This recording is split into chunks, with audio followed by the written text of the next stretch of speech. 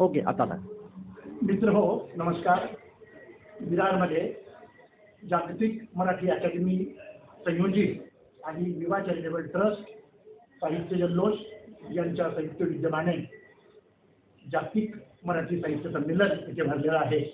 आणि या संमेलनाचे अध्यक्ष माननीय श्री योगेंद्र पुराणिक साहेब आपल्यासोबत आहेत, जे जापानचे आमदार आहेत. अंबरनाथ येथून नोकरीनिमित्त पुराणिक साहेब जापानला गेले. नोकरी करून त्यांनी उद्योग क्षेत्रात पाऊल टाकलं. उद्योग क्षेत्रात प्रगती करून अक्षरशः त्यांनी तिथली विधानसभा जिंकली. ते तिथे आमदार आहेत.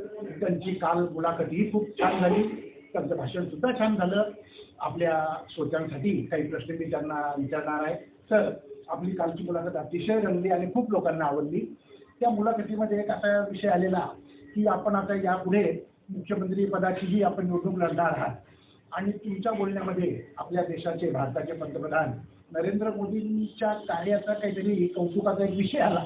तर तो आम्हाला लोकांना आवडेल. तर आपण तो जरा विस्तृत करा ना जरा, की मोदींचं तुम्हाला नेमकं काय भावलं, काय तुम्हाला ते अधिक दिसलं. नमस्कार, मी योगेंद्र पुराणिक. मी टोकियोवरून आज इकडे आलो आहे, वसई विरारला. आणि इथे ही जागतिक मराठी परिषद होत आहे. आज मी याचं अध्यक्षपद मी याचं स्वीकारलं आहे. आणि खूपच सुंदर नियोजित ही परिषद चाललेली आहे, साहित्य संमेलन चाललेलं आहे. आणि आज तुम्ही मला ही मुलाखतीची संधी दिली त्याबद्दल आभार. तर आता तुमचा हा जो प्रश्न आहे की मी राजनीतिक क्षेत्रातला नाही आहे. मी पहिले IT मध्ये नोकरी केली, त्याच्यानंतर बँकेमध्ये नोकरी केली, तिकडे माझा उद्योगही सुरू केला. पण एक समाजकार्याच्या एक ओघातून मला असं जाणवलं की आता आपण राजनीतीमध्ये एक एंट्री केली पाहिजे, प्रवेश केला पाहिजे.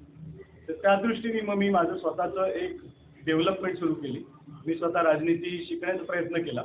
तर जेव्हा मी एक माझ्याकडचा एक गुरु किंवा एक उदाहरण बघण्याचा प्रयत्न केला, तर मला त्या दृष्टीने मला मोदीजी माझ्या नजरेसमोर आले की आपण एक यंग जे मोदीजी होते, कार्यकर्ता मोदीजी होते, आपण त्यांना बघितलं.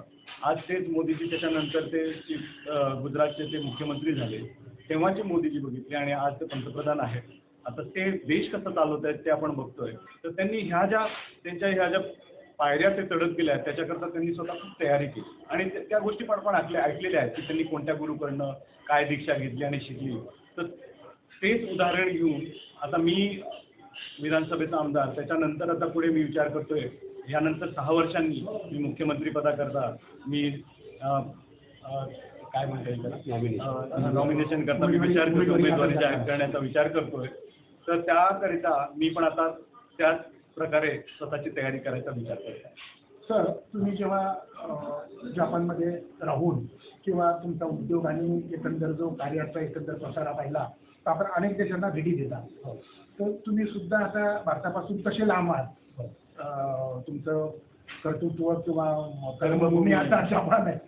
तर बाहेर आंतरराष्ट्रीय स्तरावर भारताचे पंतप्रधान मोदी म्हणून मीडियामध्ये आम्ही ऐकतो वाचतो, तसंच आहे का तुमचं अजून काही वेगळं निरीक्षण आहे त्यांच्याबद्दलचं आंतरराष्ट्रीय स्तरावरचं? बरं, मोदींबद्दल बाहेरच्या लोकांना खरोखर काय वाटतं, सामान्य लोकांना? बरोबर, खरं एकदम स्पष्ट मत की मोदीजींचं फारच पॉझिटिव्ह मत त्यांची छवी आहे. जपानमध्ये म्हणा किंवा US मध्ये म्हणा. आता तिकडे जेव्हा ते अमेरिकेमध्ये जातात, तर अमेरिकेमध्ये तर त्यांनी त्यांच्या संसदेमध्येच जाऊन भाषण केलं. त्यामुळे ते जर का त्यांच्याबद्दल आदर नसेल तर ही संधी त्यांना देण्यात येणार नाही.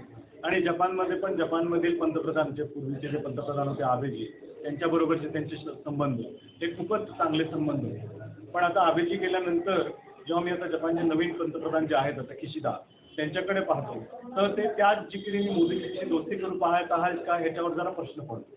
तर त्याच्याकरता मला वाटतं की दोन्ही देशांच्या बाजूने पुन्हा एकदा नवीन प्रयत्न केले पाहिजे.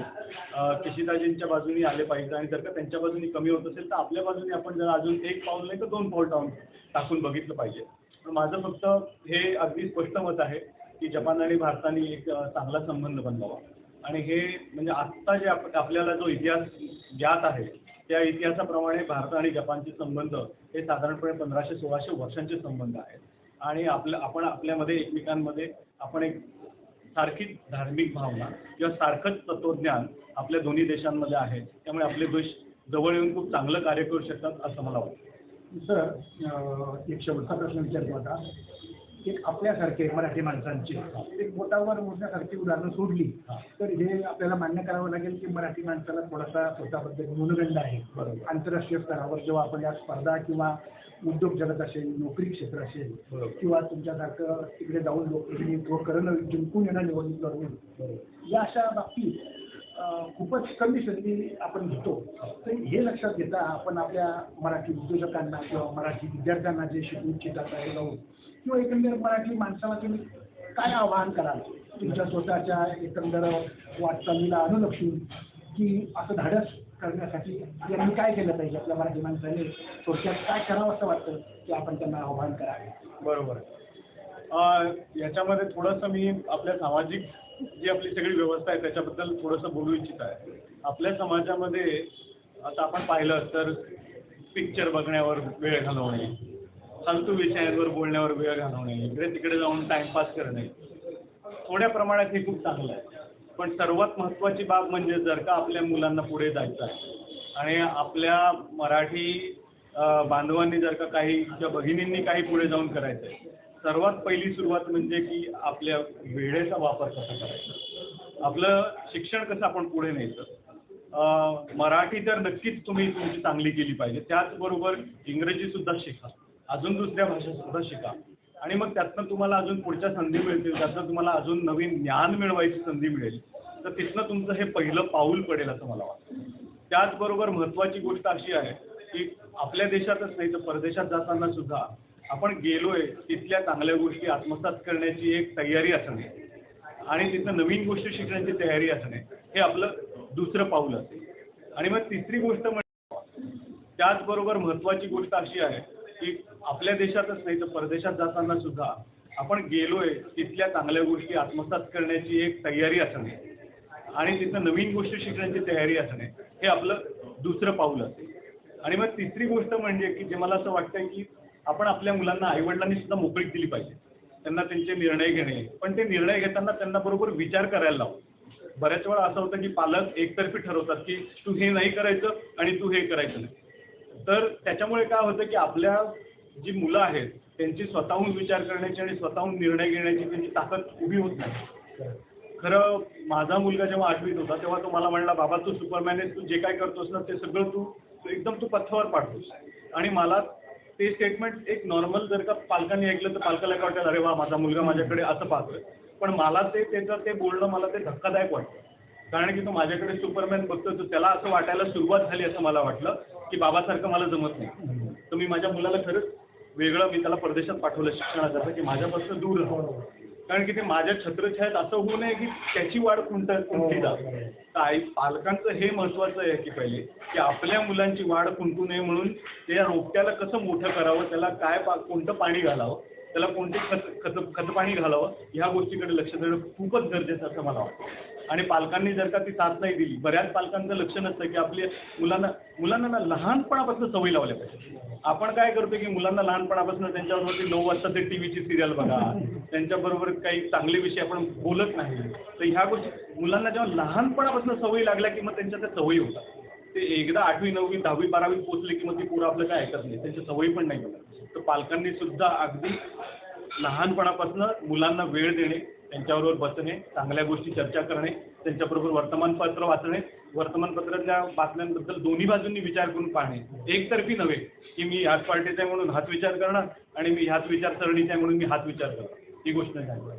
तर मला वाटतं ह्या काही गोष्टी आहेत त्याच्याकडे आपण लक्ष दिलं पाहिजे. खूप खूप धन्यवाद सर.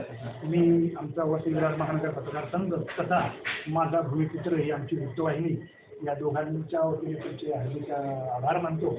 आणि सर आपला जो मनोविषय आहे की मोदींच्या पावलावर पाऊल ठेवून तुम्ही तुमची राजकीय रणनीती आखणार आहात आणि तुम्ही पहिलाच तुमचा जो प्रयत्न आहे आणि पहिलंच तुम्ही जे माध्यम निवडलं आहे मुख्यमंत्री पदाची जापानमधली निवडणूक लढवण्यासाठी, आणि मला तर असं वाटतं की तुम्ही त्यामध्ये 100% सक्सेस व्हाल.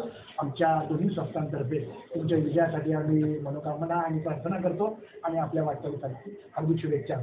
थँक्यू सर आम्हाला वेळ दिल्यासाठी. धन्यवाद.